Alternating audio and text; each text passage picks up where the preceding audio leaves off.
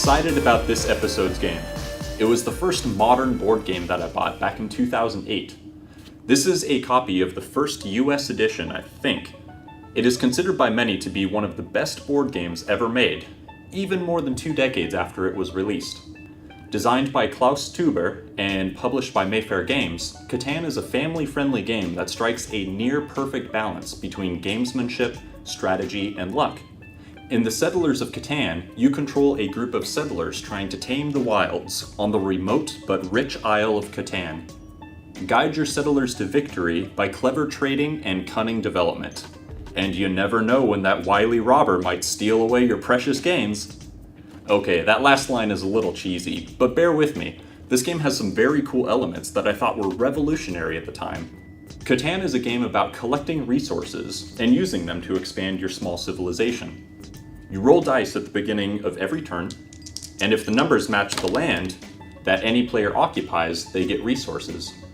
So even when it's not your turn, you can still gain a passive income, and resource cards can be traded amongst players. It features a hex playing board consisting of 19 randomly arranged tiles, and 3 types of little wooden units: settlements, roads, and cities. The goal of the game is simple: first person to 10 points wins.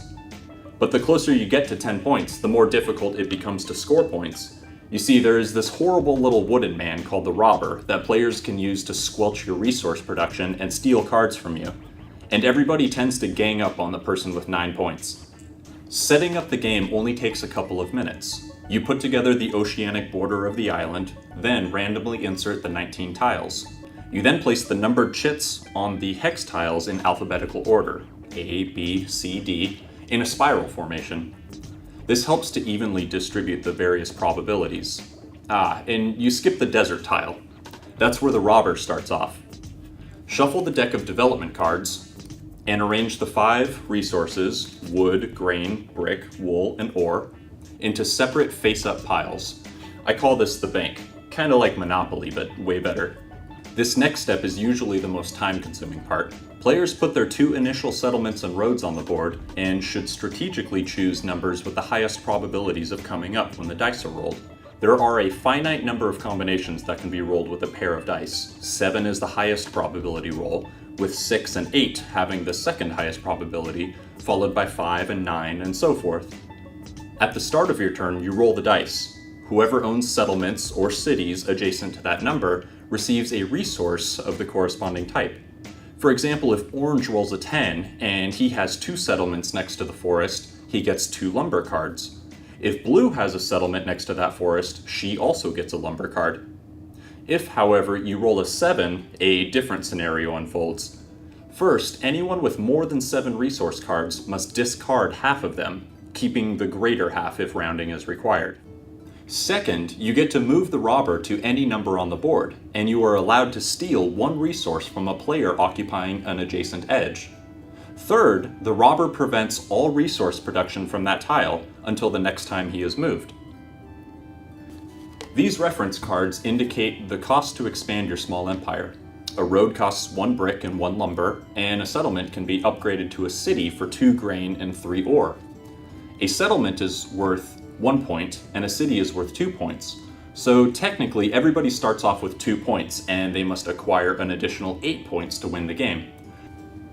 Here's what I think about Catan. It is a great family game with relatable concepts. It might take a little while to learn all the rules at first, but I've found that most new players can jump right in with a group of experienced players and pick up the rules after a couple rounds of play. There's 1 victory condition and only a handful of ways to score points. After playing 3 or 4 games, everybody pretty much learns all the possible strategies. Catan has undergone a few facelifts since its original German release in 1995, which is to be expected. There have been multiple expansions to the base game that add new mechanics and support for 5 and 6 players. There's seafarers, cities and knights, traders and barbarians, and explorers and pirates. My closing thoughts? Every family that plays board games should have this in their collection.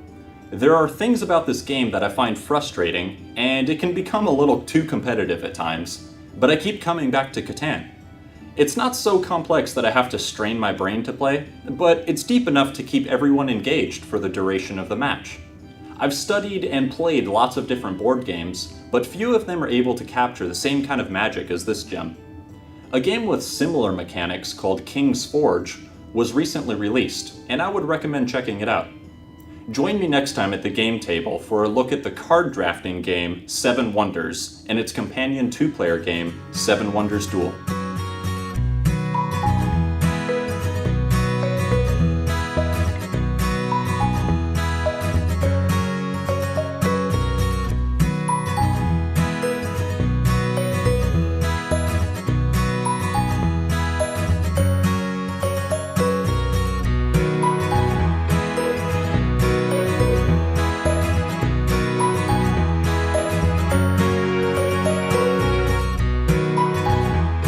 There are things that... Third, the player prevents all resource... I'd like to rewrite with a pair of dice. Pause it, please. And should strategically choose numbers